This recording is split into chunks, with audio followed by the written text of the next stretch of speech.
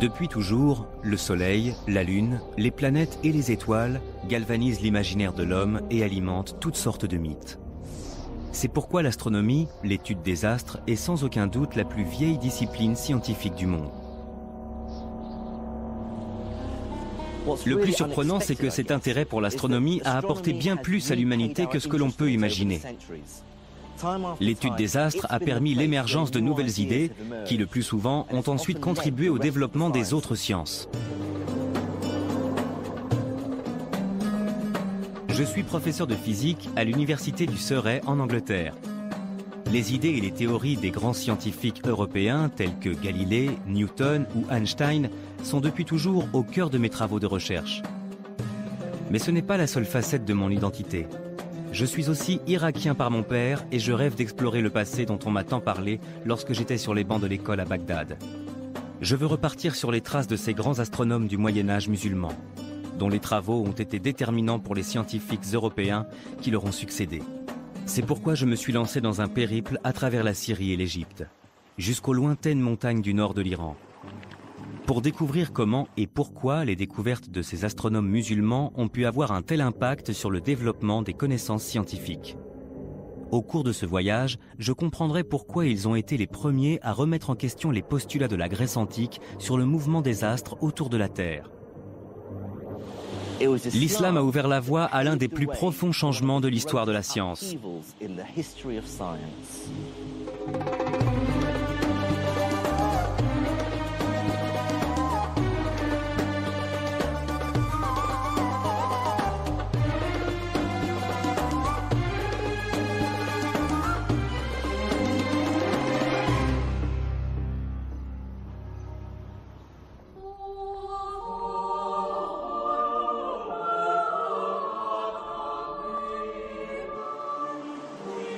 Je me trouve à l'université de Padoue, dans le nord de l'Italie. C'est ici que se trouve la preuve irréfutable que l'une des plus grandes avancées de la science européenne repose en fait sur les travaux des érudits musulmans.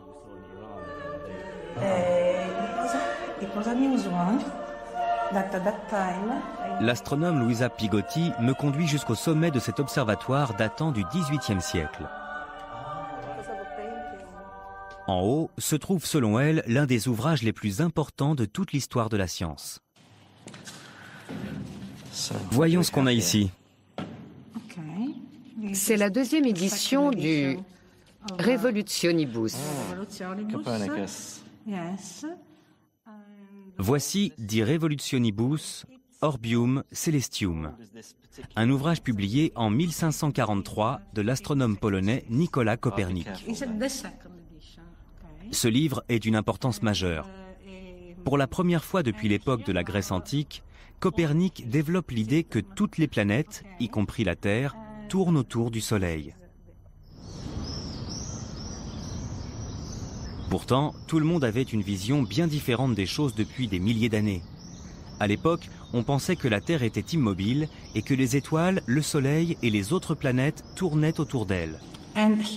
Et là, on voit tout son système solaire.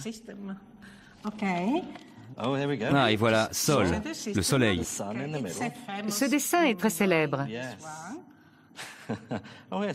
Là, on voit la Terre, Terra, Avec la Lune. avec la Lune qui tourne autour. Ce livre est une œuvre majeure. Pour bon nombre d'historiens, il a marqué le début d'une véritable révolution scientifique en Europe. Il représente une première étape cruciale dans l'évolution qui a mené à la physique moderne. Je suis tout à fait d'accord.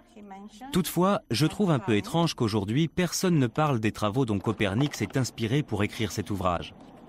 Comme si toutes ces idées sortaient de nulle part.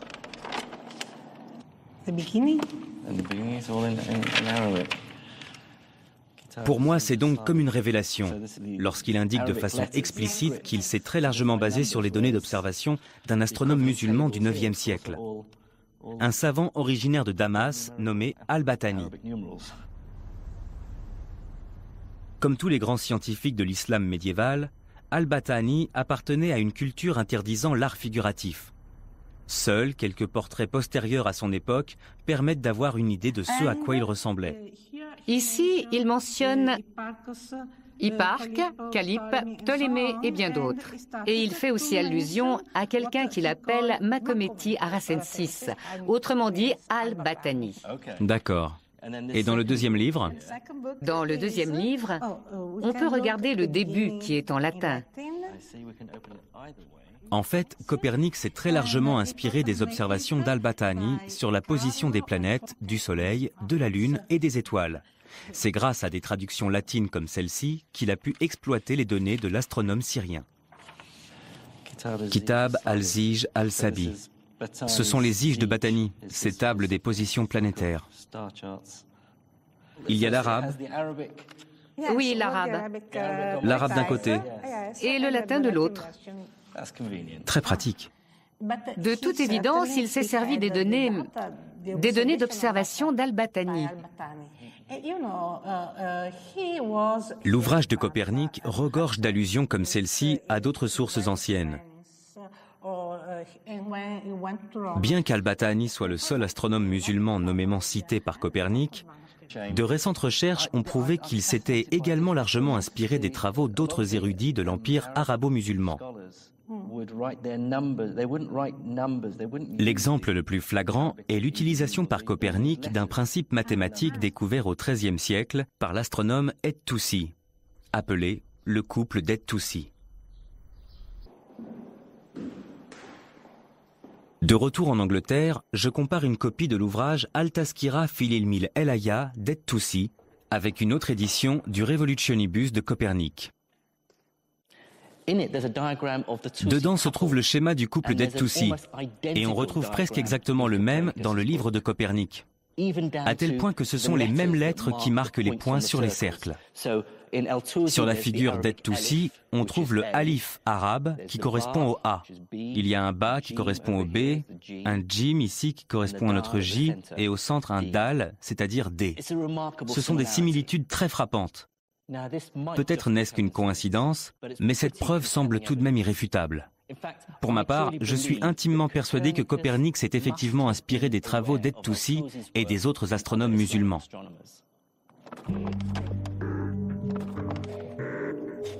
D'autres recherches ont également montré que les éléments mathématiques utilisés par Copernic pour calculer le mouvement des planètes étaient étrangement similaires à ceux développés par un astronome musulman du XIVe siècle, le Syrien Ibn al-Shatir.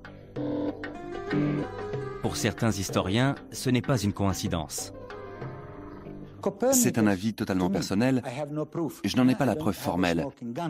Mais pour moi, il semble, quand on analyse les travaux de Copernic, il semblerait qu'il travaillait à partir de schémas. Quelqu'un lui avait fourni les figures géométriques effectuées par Ibn al-Shatir pour résoudre le problème de la Lune, pour résoudre le problème des autres planètes, ou encore celui du mouvement de Mercure. Il disposait de ces schémas, et il a été suffisamment brillant pour réussir à les exploiter et mettre au jour la théorie qui se cachait derrière.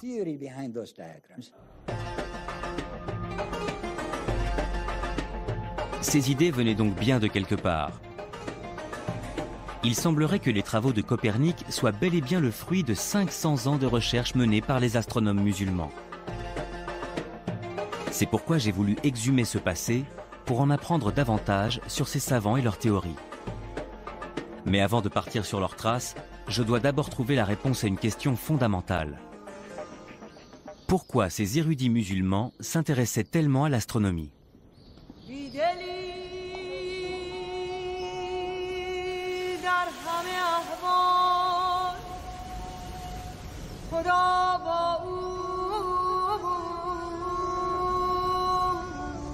Voici la grande mosquée des Omeyyades de Damas, la capitale syrienne. C'est l'une des plus anciennes mosquées du monde. Ce que je m'apprête à découvrir ici est un véritable trésor. D'après le livre, il y aurait ici un cadran solaire au sommet du minaret à la russe, le minaret de la fiancée qui est là. Donc on va aller voir si c'est vrai ou pas. Je suis en compagnie du docteur Rim Turkmani, une astrophysicienne spécialiste de l'astronomie médiévale à l'Imperial College de Londres. Nous sommes à la recherche de l'un des cadrans solaires les plus précis du Moyen-Âge. Je suis d'autant plus impatient qu'il a été justement conçu par l'un des astronomes musulmans dont Copernic s'est si largement inspiré pour ses travaux Ibn al-Shatir.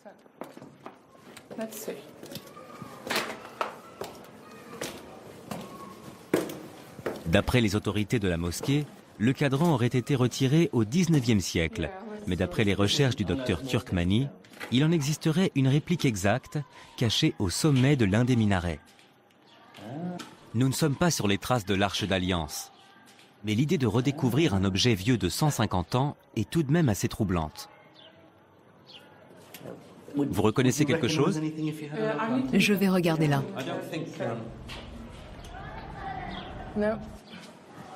On va regarder ailleurs. Mesurer le temps de façon très précise est essentiel pour les musulmans. Conformément au commandement du Coran, les croyants doivent effectuer 5 prières par jour à des horaires très précis.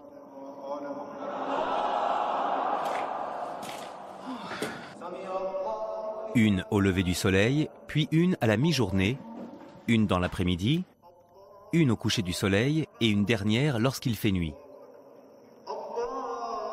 Depuis la naissance de l'islam, les cadrans solaires ont donc toujours été des objets indispensables dans les mosquées.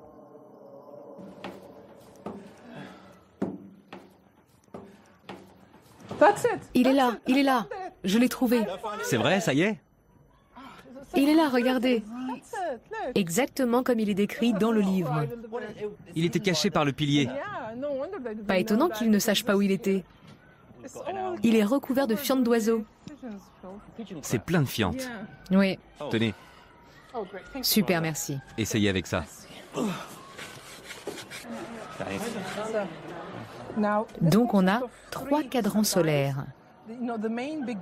Le grand, c'est le principal, et il y a le cadran nord et le cadran sud. Il y a une ligne ici pour la Salat Ezour, la prière de la mi-journée. Et il y en a une autre pour la prière de l'après-midi.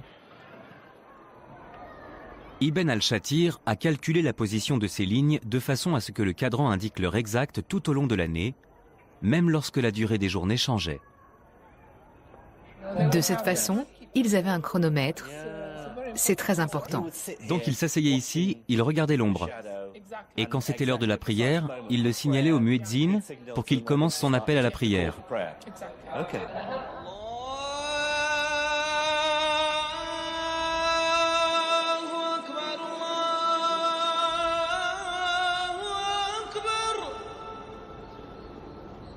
La précision à la minute près du cadran solaire d'Ibn al-Shatir prouve que dans l'Empire islamique, les savants observaient les corps célestes de façon extrêmement méticuleuse.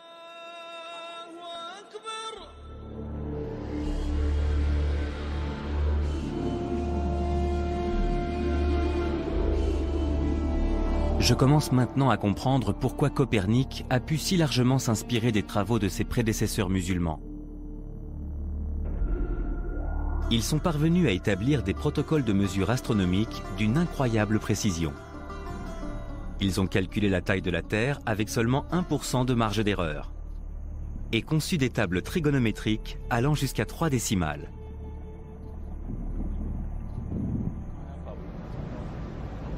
Plus tard, je retrouve le docteur Rim Turkmani sur le mont Kasyoun, qui domine Damas, pour qu'elle me parle de l'astronome musulman qui a réalisé ces observations très précises. Je veux en savoir davantage sur l'homme à l'origine des tables astronomiques et des données auxquelles Copernic fait explicitement référence dans ses travaux Al-Battani. Al-Battani est né en 858 dans le nord de la Turquie. Observer le ciel pour obtenir les mesures astronomiques les plus précises possibles était pour lui une véritable obsession. L'histoire raconte qu'Al-Battani avait l'habitude d'observer le ciel depuis cette montagne. C'était son observatoire. À partir de 877, Al-Battani se consacre à un projet qui lui prendra plus de 40 ans. D'abord depuis son observatoire de Raqqa, puis de celui de Damas. Il va observer le ciel pour tenter de déterminer la durée exacte d'une année orbitale. Voici une copie du manuscrit original. Je vais vous montrer le chapitre qui explique comment il a procédé pour calculer la durée de l'année. C'est le chapitre 27. D'abord, il commence par citer les données obtenues par les Égyptiens et les Babyloniens, et il donne le résultat auquel ils étaient arrivés. Les prédécesseurs d'Al-Battani avaient calculé qu'une année durait 365 jours, 6 heures et un peu plus de 10 minutes. Pour affiner ce calcul, Al-Battani va certes utiliser son ingéniosité, mais aussi cet objet, une sphère armillaire. Cet appareil lui permettait de mesurer les variations de l'ombre au cours de l'année. Grâce à ces informations, il a pu déterminer le jour précis de l'année où le jour et la nuit durent exactement le même laps de temps. Autrement dit, un équinoxe. Et il a ensuite refait les mêmes mesures pendant 40 ans. Mais ce n'est pas le plus intéressant. Il a ensuite consulté un manuscrit grec écrit 700 ans plus tôt et noté à quelle date précise de l'année son auteur avait lui aussi situé l'équinoxe. Il disposait ainsi de 2 données essentielles. Le nombre de jours entre les 2 observations, mais aussi le nombre d'années. Il a donc divisé le premier nombre par le second pour finalement arriver à un résultat surprenant. Une année dure 365 jours, 5 heures, 46 minutes et 24 secondes.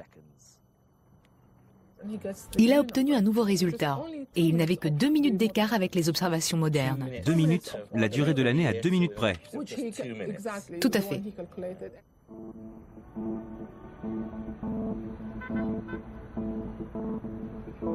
Le plus surprenant, c'est qu'Al-Battani ait pu arriver à un résultat aussi précis alors qu'il n'avait pas de télescope. Les seuls outils dont il disposait étaient une sphère armillaire, ses yeux et un astrolabe semblable à celui-ci. On bouge le pointeur comme ça, ensuite on pointe l'Alidad vers l'étoile du Nord. Et ces petits pointeurs vont ensuite donner la position des autres étoiles et des planètes.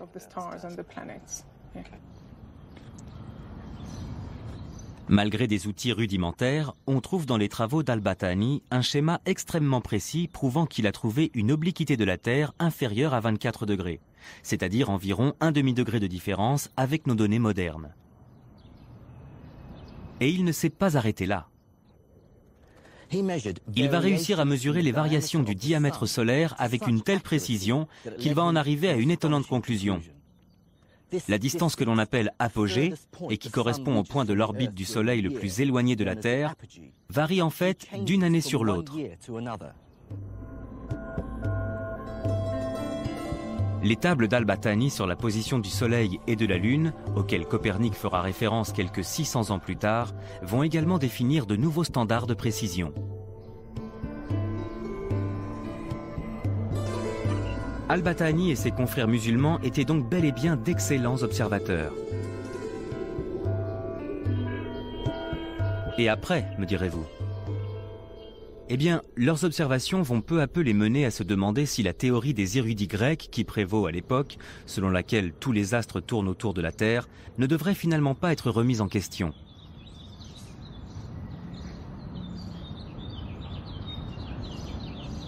Ce postulat scientifique, communément admis depuis plus de 700 ans, se base principalement sur les travaux de l'un des plus grands astronomes de la Grèce antique.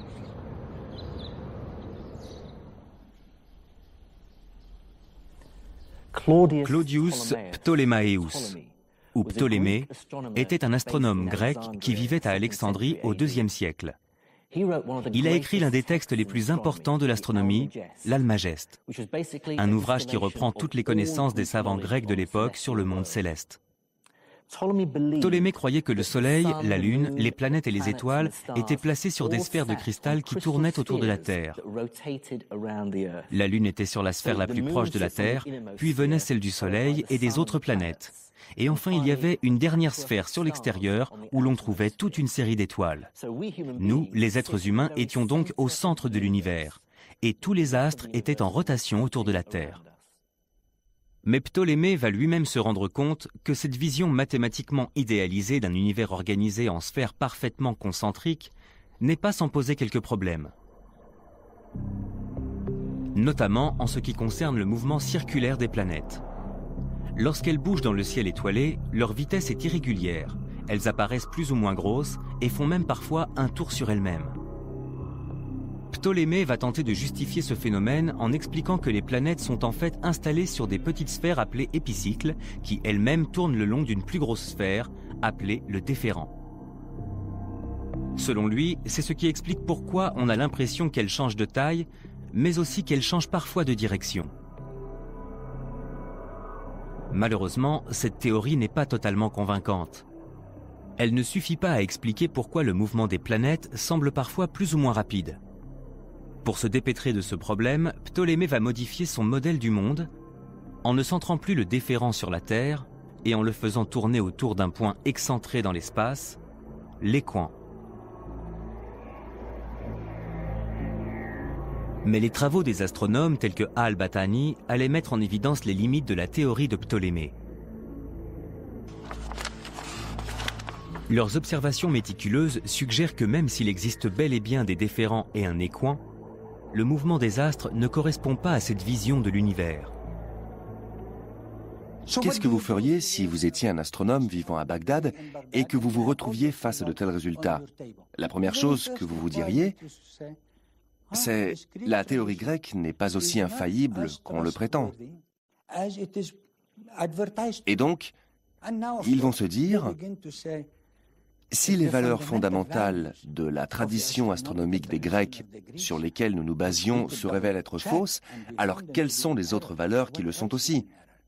Ils commencent alors à remettre en question les bases fondamentales de l'astrologie, les fondements de l'astronomie et de la cosmologie de la tradition grecque. Ils vont effectivement se poser de nombreuses questions.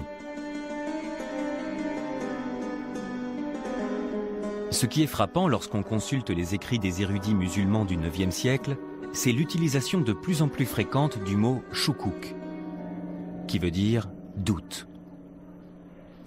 Ces érudits ont montré qu'il fallait parfois savoir remettre en question des idées auxquelles tout le monde croyait aveuglément. Les doutes des savants musulmans sur l'astronomie grecque ont marqué le début du long processus qui allait finir par infirmer la théorie selon laquelle la Terre était au centre de l'univers. Douter demande beaucoup de courage et d'imagination. Mais ce que prouve surtout cette remise en question du savoir grec par les astronomes musulmans, c'est que le doute, ou shukuk, est justement ce qui permet à la science d'avancer.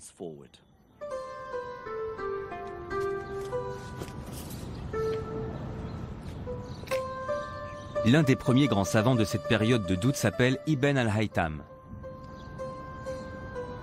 Né en 965 de notre ère, il est originaire de Basra, en Irak. C'est l'un des premiers à avancer que les idées scientifiques ne peuvent être considérées comme vraies que lorsqu'elles reflètent la réalité et se vérifient d'un point de vue mathématique. Et lorsqu'il essaye d'appliquer ce rigoureux principe à l'astronomie de la Grèce antique, il comprend immédiatement qu'elle repose en réalité sur une contradiction fondamentale. D'un côté, la cosmologie grecque prétend que tous les corps célestes tournent autour du Soleil. Et de l'autre, Ptolémée prétend dans son Almageste que si l'on veut prévoir de façon mathématique les mouvements du Soleil et des étoiles, il faut d'abord considérer qu'ils tournent autour d'un point arbitraire, le fameux équant. Ces deux affirmations se contredisent. Les astres ne peuvent pas être à la fois en rotation autour de la Terre et autour d'un point excentré. Pour Ibn al-Haytham, tout ceci n'avait strictement aucun sens. Au début du XIe siècle, il écrit un ouvrage intitulé Al-Shukuk, Al-Batlamius, doute concernant Ptolémée. Dans ce manuscrit, il dissimule difficilement sa frustration et écrit « Le système de Ptolémée ne peut pas exister ». Ibn al-Haytham se dit « Tout ça est d'une totale absurdité. On ne peut pas accepter une telle théorie. » Et il va plus loin en disant « Il ne s'agit pas d'une erreur. Ptolémée savait très bien que c'était une absurdité. » Et il souligne les points qui avaient embarrassé Ptolémée lorsqu'il a construit sa théorie. Pour lui, il y a un problème fondamental dans ce raisonnement. Les Grecs savaient, Ptolémée savait qu'il partait dans une mauvaise direction. Mais pour autant, Ibn al-Haytham n'avait rien d'autre à proposer. Et il laisse entendre par là, aux autres maintenant de proposer mieux, aux autres de résoudre ce problème. Et pour moi, c'est ce qui a orienté les recherches de tous les astronomes qui allaient lui succéder. Pour mener à bien un tel projet, il fallait être convaincu, il fallait être totalement convaincu qu'il était possible de définir des modèles mathématiques très précis sur le mouvement des planètes et des étoiles qui correspondent vraiment à ce qui se passe dans le ciel.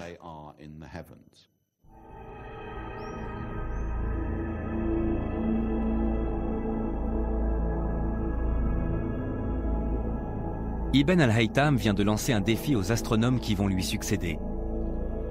Ils devront trouver une explication au mouvement des astres qui à la fois se vérifie d'un point de vue mathématique et qui correspondent à leurs observations.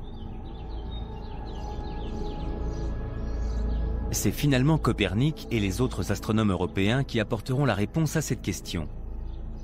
Mais une avancée fondamentale a cependant lieu un peu plus tôt.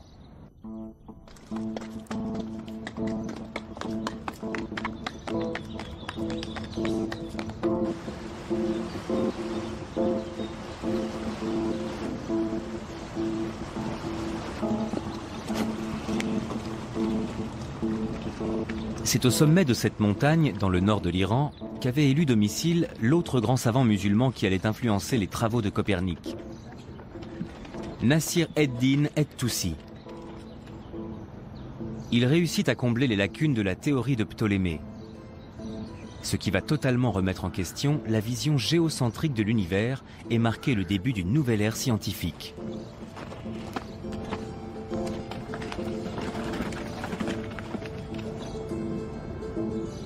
Voici la forteresse d'Alamout, où et-Toussi s'était installé. Pendant de nombreuses années, cette forteresse a abrité une secte musulmane, celle des Ismaéliens. C'est un très beau lieu pour se retirer. Cette citadelle était au centre du mouvement ismaélien. Pas étonnant que et-Toussi ait choisi de s'installer ici. Et il n'était pas le seul. De nombreux autres érudits vivaient ici. Apparemment, il y avait une bibliothèque. C'était une forteresse militaire, mais aussi un lieu d'étude.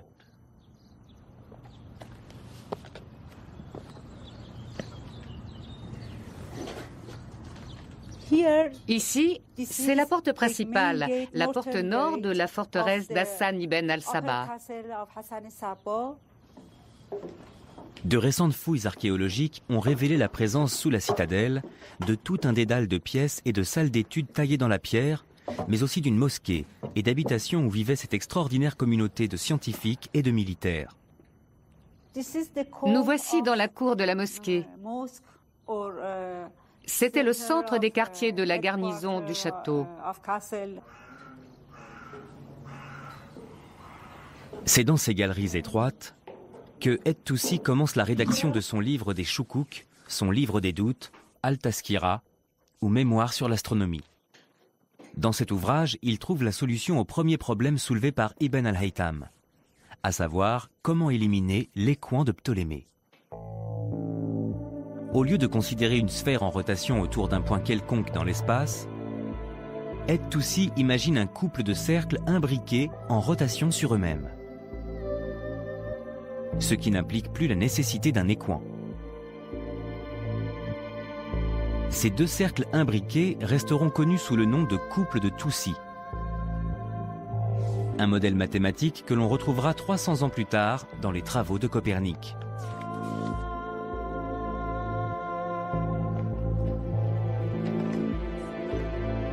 Une fois résolu le problème de l'écoin, et-Toussi va tenter d'achever ce que son prédécesseur, Al-Haytham, a commencé 200 ans plus tôt.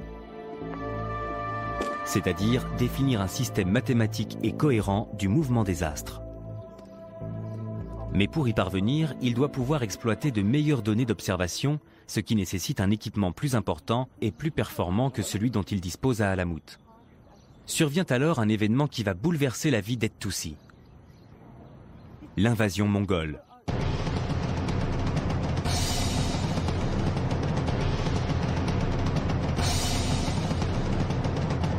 Déferlant de l'Est, Oulégou Khan et son armée envahissent l'Iran, détruisant tout sur leur passage.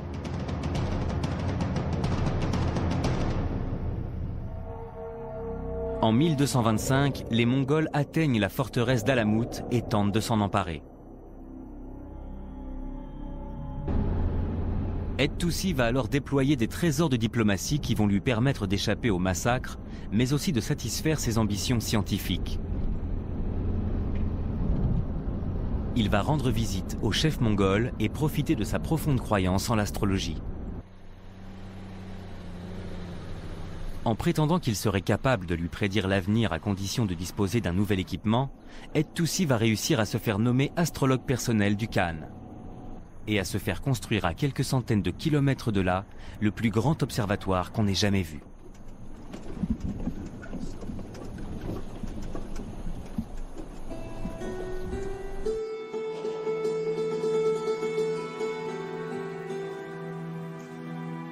Voici tout ce qu'il reste aujourd'hui de l'observatoire de Maraga. Le principal instrument d'observation était caché sous le dôme de l'observatoire. Le nouvel observatoire d'Et-Toussi se composait d'un unique et immense bâtiment. À l'intérieur se trouvait un imposant arc en métal, une sorte de bras armillaire de 10 mètres de haut. Sur ses bords étaient inscrites les graduations des angles en degrés et en minutes. Les scientifiques alignaient l'astre qu'ils étudiaient avec un point situé au centre de l'arc. Il leur suffisait ensuite de lire les graduations pour connaître de façon précise la position exacte de cet astre dans le ciel.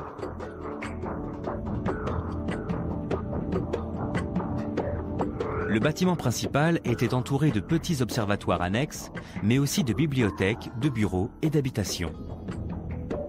L'observatoire disposait même de sa propre mosquée.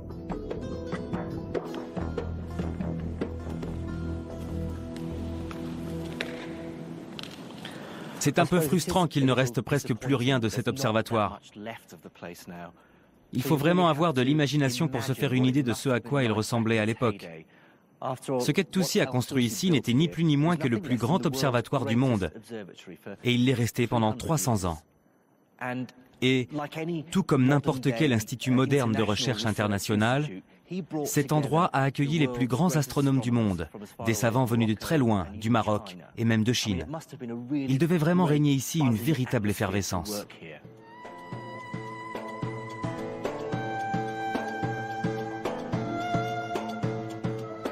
Grâce à ce nouvel observatoire et à son équipe d'astronomes, Et-Toussi peut désormais poursuivre le rêve d'Al-Haytham.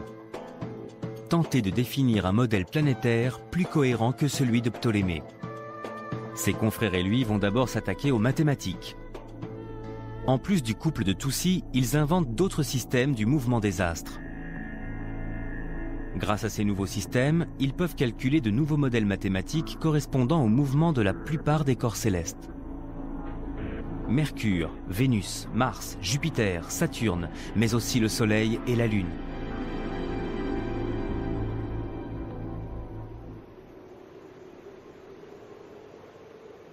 Et-Toussi et l'équipe d'astronomes qu'il avait réunis autour de lui ont été à l'origine de ce que l'on appelle aujourd'hui la révolution de Maraga.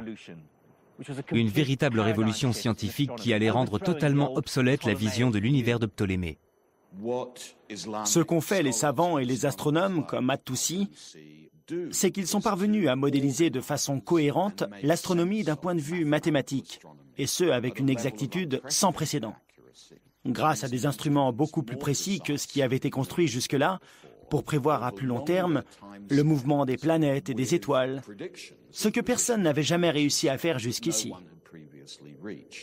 C'est pourquoi quand on parle de Maraga ou Alamut, on peut à mon sens dire qu'il y a eu un véritable bond en avant en ce qui concerne le niveau et l'efficacité de l'astronomie mathématique.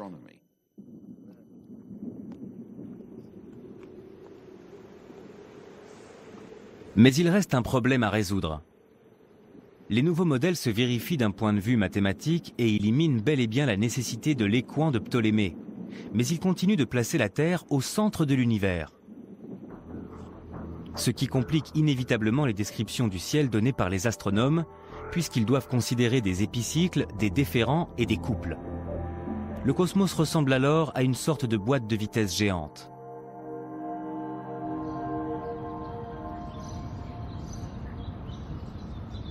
Il va falloir une bonne dose d'imagination pour franchir une étape supplémentaire dans cette aventure. Et cette nouvelle étape va être franchie à 3200 km d'ici.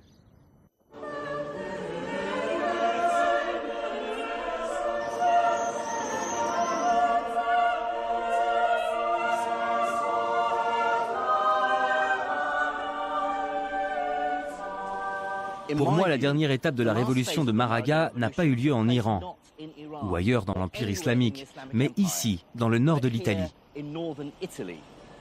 Grâce aux travaux des érudits musulmans, des hauts lieux de la science tels que l'université de Padoue abritaient déjà les prémices d'une nouvelle ère.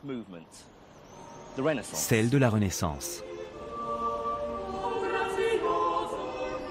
De retour à Padoue, je comprends désormais pourquoi les astronomes musulmans ont été si importants pour les travaux de Copernic. Ils ont été pour lui une véritable source de motivation. Copernic est le premier Européen à partager l'aversion d'El-Haytham pour la cosmologie de Ptolémée. Il n'est donc pas le premier grand astronome d'une nouvelle tradition scientifique européenne, mais plutôt le dernier maillon d'une longue lignée d'astronomes musulmans. La plupart des modèles mathématiques complexes utilisés par Copernic pour établir son modèle planétaire héliocentrique, comme le couple de Het-Toussi, sont en fait un héritage des astronomes musulmans. Mais ce que Copernic doit surtout à ses prédécesseurs musulmans, c'est cette volonté profonde d'apporter une cohérence mathématique à la cosmologie.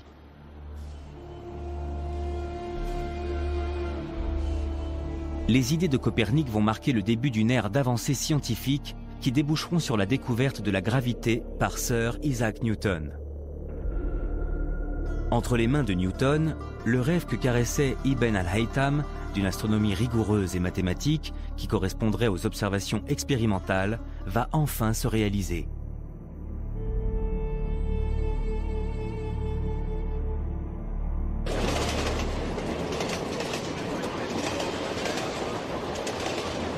Mais cette histoire pose deux questions fondamentales. Pourquoi le grand projet scientifique entamé par les astronomes musulmans s'est-il achevé en Europe et pas au Moyen-Orient? Et surtout, comment les connaissances des érudits musulmans ont-elles pu arriver jusqu'aux scientifiques européens?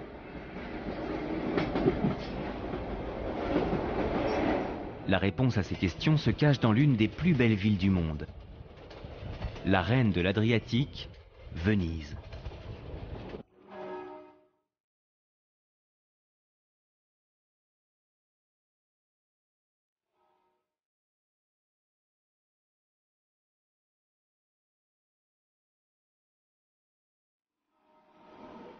Venise a été bâtie sur une lagune au large des côtes italiennes.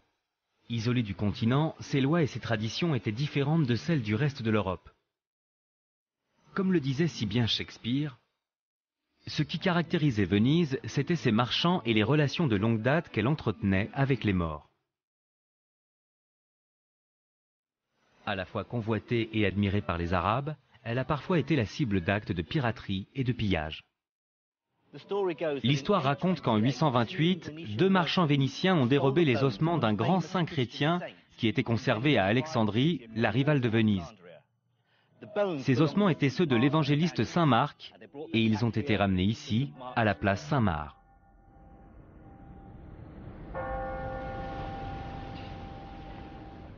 Le commerce avec les morts a apporté non seulement à Venise la prospérité, mais aussi une ouverture sur les idées et les coutumes venues d'Orient, comme me l'a montré le docteur Vera Constantini. On appelle cet endroit le Campo dei Mori parce que, comme vous pouvez le voir, aux quatre coins, on a des statues de ce qu'on appelait à l'époque les morts. Il y en a un autre là. Oui, il y en a un autre avec un turban. Le port de la barbe était recommandé aux marchands vénitiens, surtout quand ils devaient se rendre en Orient. Il y avait des manuels qui recommandaient aux marchands ce qu'ils devaient faire. Pour se fondre dans la masse. Exactement, pour leur apprendre comment se faire respecter en Orient. Avec l'intensification du commerce entre les Vénitiens et leurs voisins musulmans, l'influence de l'islam se fait de plus en plus forte. La tradition arabe du café devient par exemple extrêmement populaire. Tout comme les arcs et les ornementations caractéristiques de l'art architectural islamique. Je voulais aussi vous montrer le palais Mastelli, le palais du chameau. À l'époque où les Vénitiens commerçaient avec l'Orient, l'unité de mesure, le poids des marchandises que l'on pouvait charger sur un dromadaire était le carico. On utilisait exactement la même unité de mesure qu'en Orient, sauf que là-bas, on appelait ça le youk. Ce n'est pas une coïncidence Non, pas du tout. qu'ils aient importé cette unité. De mesure, tout à fait. Ces liens commerciaux avec l'Orient allaient favoriser l'arrivée des livres arabes. Le célèbre ouvrage sur l'algèbre datant du 9e siècle d'Al-Khwarizmi sera traduit en latin au 12e siècle. C'est également au cours de ce même siècle que les tables astronomiques font leur apparition. Le célèbre canon de la médecine d'Avicenne sera pour la première fois publié en Occident au XVe siècle.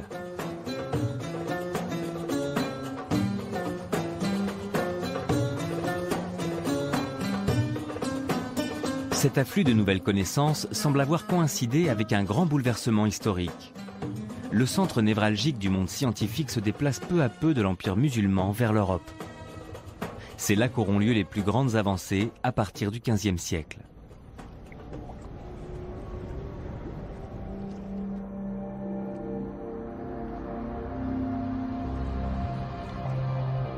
Le professeur Angela Nuovo de l'université d'Udine m'a fait découvrir un objet symbolisant parfaitement ce bouleversement. Sa surprenante découverte apporte la preuve irréfutable de ce changement, mais permet aussi de mieux le comprendre.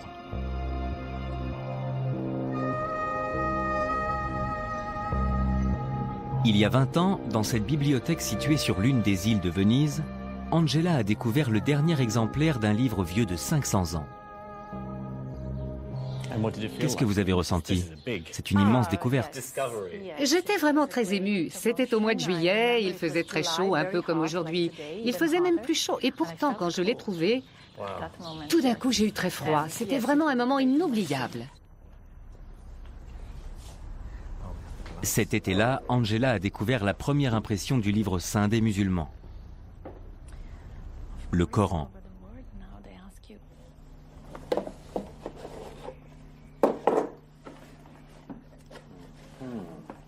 C'est la première fois qu'elle a l'occasion de revoir cet ouvrage depuis qu'elle l'a découvert il y a 20 ans.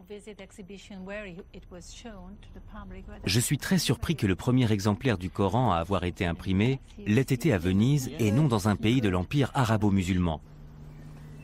Dès la première lecture, je m'aperçois immédiatement qu'il a été imprimé par des gens ne maîtrisant pas complètement l'arabe. Ce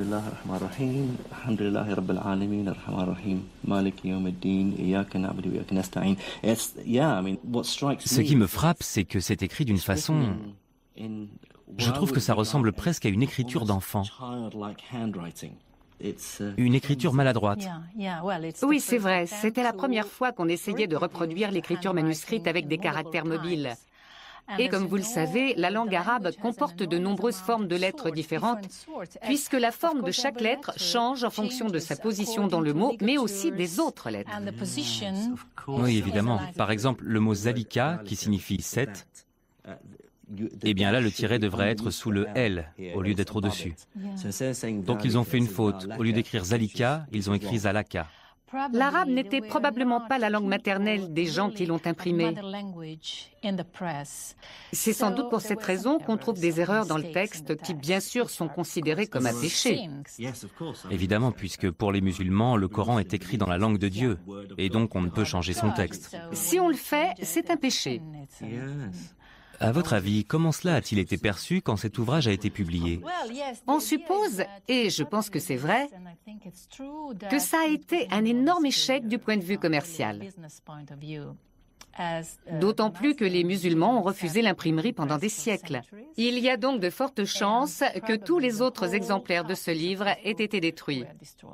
C'est le seul exemplaire dont on dispose. C'est probablement le seul et l'unique exemplaire de ce Coran qu'il reste en Occident. Le fait que cette version imprimée du Coran n'ait pas réussi à séduire le monde musulman en dit long.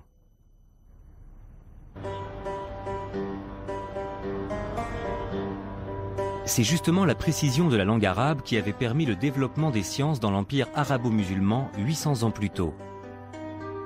Grâce à plus de 70 formes de lettres différentes et aux nombreux signes graphiques indiquant la prononciation et le sens des mots, elle avait permis à tous les érudits de communiquer à travers une seule et même langue commune.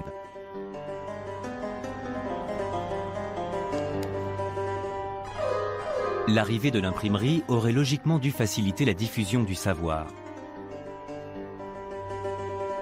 En Occident, l'impression de livres en latin favorise effectivement un mouvement de renouveau scientifique. Mais à cause de ses nombreux signes et de sa graphie, l'arabe est beaucoup plus difficile à typographier que le latin, ce qui freine considérablement la diffusion des écrits du monde islamique. Le rejet du monde musulman pour cette nouvelle technologie, qui est l'imprimerie, marque le début d'un véritable bouleversement dans l'histoire de la science islamique.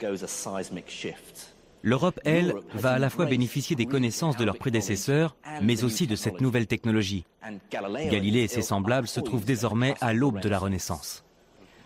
Cette étape a marqué un tournant à la fois dans l'histoire de l'imprimerie vénitienne, qui était un secteur extrêmement puissant. On peut même dire qu'il était arrivé au maximum de son expansion, mais aussi dans l'histoire des relations culturelles, des relations en général entre l'Orient et l'Occident.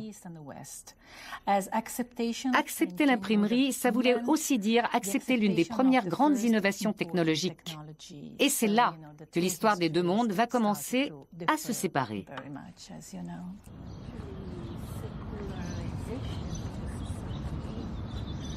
Ce rejet de l'imprimerie est l'une des raisons pour lesquelles le monde arabo-musulman va peu à peu perdre sa supériorité scientifique au détriment de l'Occident. À la même période, le monde est en pleine mutation, ce qui a également des répercussions sur le développement scientifique.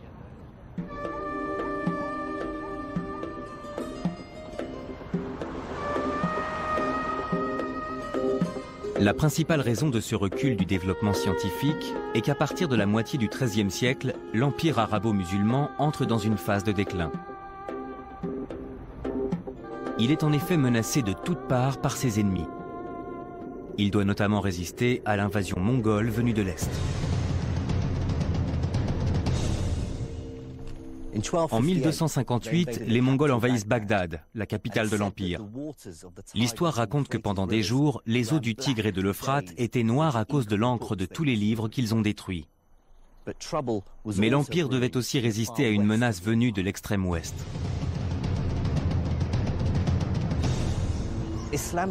L'Espagne musulmane, qui s'était déjà morcelée en plusieurs royaumes, devait maintenant faire face à une nouvelle menace venue du nord, celle d'une chrétienté réunifiée et déterminée à reconquérir son territoire.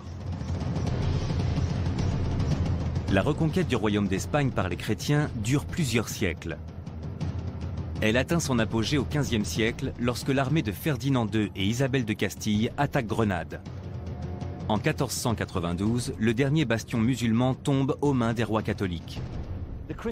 Après la reconquête, les chrétiens vont chercher à effacer toute trace de l'occupation musulmane et détruire les vestiges de cette civilisation. En 1499, ils feront brûler ici, sur cette place, tous les manuscrits arabes des bibliothèques de la ville de Grenade. Seuls quelques rares textes médicaux échapperont à la destruction. Et environ 100 ans plus tard, il ne reste plus aucun musulman en Espagne. Ils ont tous été tués ou chassés du royaume. À la même époque, les chrétiens de l'Europe de l'Est se lancent à la reconquête de la Terre Sainte et partent en croisade contre l'islam. Déterminés à imposer la chrétienté dans la région du Levant et à reconquérir la ville sainte de Jérusalem, les croisés lancent une attaque massive sur le nord de la Syrie. Ils prennent rapidement possession du château pour en faire une place forte. D'ici, ils vont ensuite marcher sur Jérusalem pour accomplir ce qu'ils estiment être leur mission. Face aux attaques de ses voisins, l'Empire s'effondre et se morcelle en plusieurs royaumes ennemis. Les Mamelouks, d'anciens esclaves, prennent le pouvoir en Égypte. Au XIIIe siècle, la dynastie berbère des Almohades contrôle le Maroc et l'Espagne. Et le nord de la Syrie et de l'Irak sont divisés en une multitude de petits royaumes. Mais pour la plupart des historiens, la principale raison de la fin de l'âge d'or de l'empire arabo-musulman est un autre événement, survenu en 1492. Cette année-là, la géographie politique du monde est totalement bouleversée, lorsqu'un certain Christophe Colomb découvre les Amériques. Ce phénomène s'explique par la découverte du Nouveau Monde en 1492. La conséquence immédiate, c'est que d'énormes quantités d'or et d'argent vont venir remplir les coffres des familles royales de l'époque, qui vont ensuite avoir une politique impérialiste et établir des colonies un peu partout dans le monde. Développement scientifique rime donc avec puissance économique. Au cours du XVIe et du XVIIe siècle, les richesses, le pouvoir et donc le renouveau scientifique vont se concentrer en Italie et en Espagne, puis en Grande-Bretagne. Au XVIIe siècle, l'Angleterre se retrouve au centre du commerce maritime avec les Amériques et peut se permettre d'investir dans la science. C'est pourquoi le premier grand ouvrage scientifique, Principes mathématiques de philosophie naturelle d'Isaac Newton, qui explique le mouvement des astres, n'a pas été publié à Bagdad, mais à Londres. Pour réaliser ces travaux, il lui fallait des données extrêmement précises qui avaient été récoltées dans le monde entier.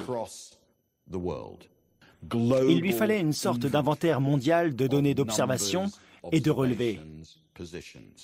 Il lui fallait la hauteur des marées, la position des comètes et des planètes, le rythme du balancier des pendules. Bref, c'était un projet à l'échelle mondiale, un travail absolument pharaonique. Et bien entendu, bon nombre de ces observations, de ces modèles mathématiques, avaient été développés au départ par les astronomes musulmans d'Égypte, du Proche-Orient et d'Asie centrale. Mais les musulmans vont subir un autre revers. Les guerres, l'isolement politique et religieux, mais aussi la perte de leur monopole commercial, vont peu à peu avoir raison de la richesse des nations musulmanes, ce qui va se répercuter dans le domaine scientifique. Mais cela ne suffit pourtant pas à expliquer pourquoi les travaux des érudits musulmans sont tombés dans l'oubli. Il ne faut en effet pas oublier que lorsque les Européens commencent à coloniser le Moyen-Orient et l'Asie, ils contribuent activement à répandre l'idée que les civilisations qu'ils trouvent à leur arrivée sont moribondes et en plein déclin. Il semble que les Anglais et les Français ont eu du mal à admettre l'idée de coloniser et de soumettre des civilisations dont les connaissances et le savoir scientifique avaient pu être aussi avancés que les leurs. Ils se sont donc évertués à donner une certaine image du monde musulman. Grosso modo, leur discours était « oui, cette civilisation a connu un âge d'or, ils ont eu de grands érudits et de grands philosophes, mais aujourd'hui, ils sont en plein déclin ». D'une certaine façon, ce point de vue leur permettait de rendre leur expansion et leur colonisation beaucoup plus acceptables sur le plan moral. L'une des évolutions les plus intéressantes, à mon avis, dans l'histoire des relations entre les Européens, entre l'Occident et les autres cultures, c'est qu'il y a eu une sorte de renversement de situation qui a eu des conséquences énormes et catastrophiques parmi les Européens. En particulier, quand ils ont commencé à se demander en quoi ils étaient supérieurs aux autres civilisations. Il ne faut pas oublier qu'ils avaient tendance à systématiquement considérer qu'ils étaient supérieurs au reste du monde. Donc, pendant très longtemps, tous les Européens, comme les Anglais par exemple, pensaient que leur supériorité résidait dans leur religion. Mais à partir du XVIIIe siècle, les choses commencent à changer. C'est-à-dire que les Européens ne vont plus considérer que leur supériorité réside dans leur religion, mais qu'elle réside dans leur niveau de connaissance scientifique et dans leur technologie. Un raisonnement qui va finalement donner naissance à la fameuse citation « Nous avons la mitrailleuse et pas eux ». Les Européens de cette époque voulaient bien plus ou moins admettre que par le passé, la civilisation musulmane avait par exemple effectivement été à l'origine de grandes avancées dans le domaine scientifique. Mais pour eux, cet âge d'or était terminé. Donc à leurs yeux, même l'astronomie musulmane et indienne contemporaine était perçue à tort comme étant très ancienne. Parce que si elles étaient très anciennes, ça voulait dire que les civilisations sur lesquelles ils prenaient le dessus étaient en plein déclin. Ce qui était tout à leur avantage. Pour certains spécialistes, les conséquences de cette vision des choses sur l'histoire de la science islamique se ressentent encore dans le monde musulman d'aujourd'hui. Le monde musulman et le monde arabe ignorent leur histoire, parce que cette histoire a été volontairement effacée pendant la colonisation. Et malheureusement, quand ils la redécouvrent aujourd'hui, ils ne la redécouvrent que par bribes.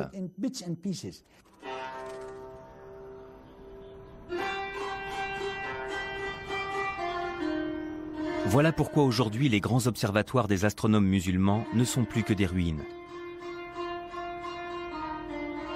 Et que tout le monde s'accorde à dire que l'Occident a été à l'origine des plus grandes avancées scientifiques de ces 4 derniers siècles. Mais cela ne veut pas pourtant dire que le monde arabo-musulman n'ait plus rien à apporter à la science. Certains pays mènent aujourd'hui des recherches scientifiques très pointues. Je me trouve à l'Institut Royan de Téhéran, un institut qui mène des recherches sur les cellules souches, mais aussi sur les traitements contre l'infertilité et le clonage.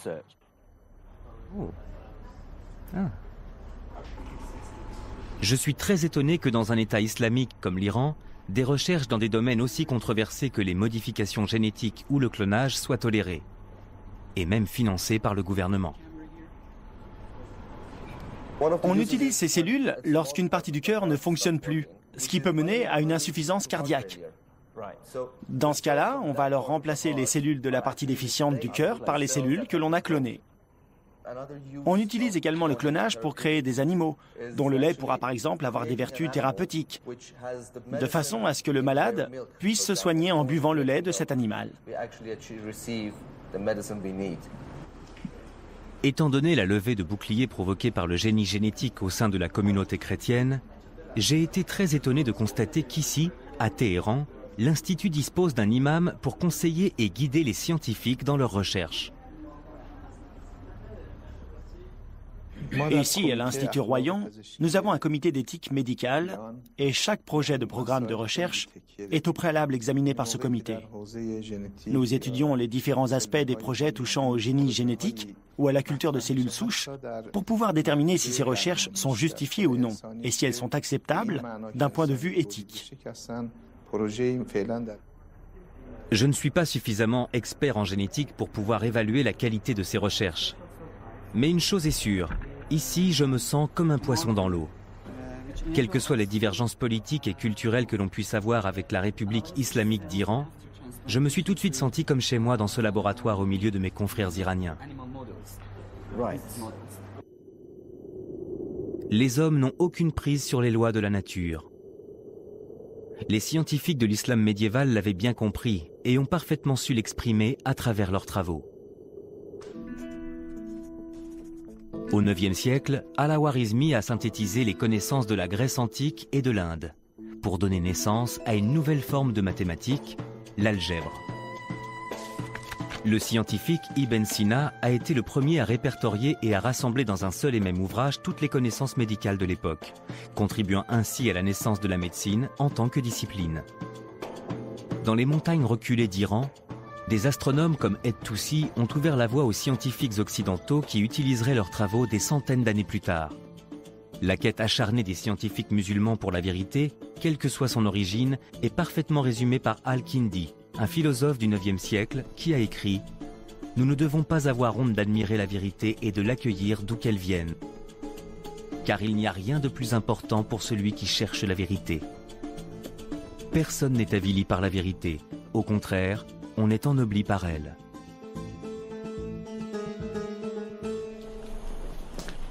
Ce que l'on peut retenir de ce voyage, à travers l'âge d'or puis le déclin des sciences dans le monde islamique du 9e au 15e siècle, c'est que la science est un langage universel pour l'humanité.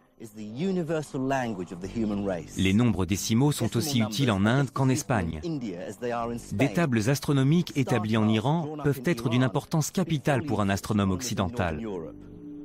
Les principes mathématiques de Newton se vérifient qu'ils soient écrits en arabe, en anglais ou en latin. Ce que les scientifiques de l'islam médiéval avaient compris et ont parfaitement su exprimer, c'est que la science est une langue commune à toute l'humanité. Les lois de l'homme peuvent varier d'un endroit à l'autre, mais les lois de la nature restent immuables pour tous les êtres humains.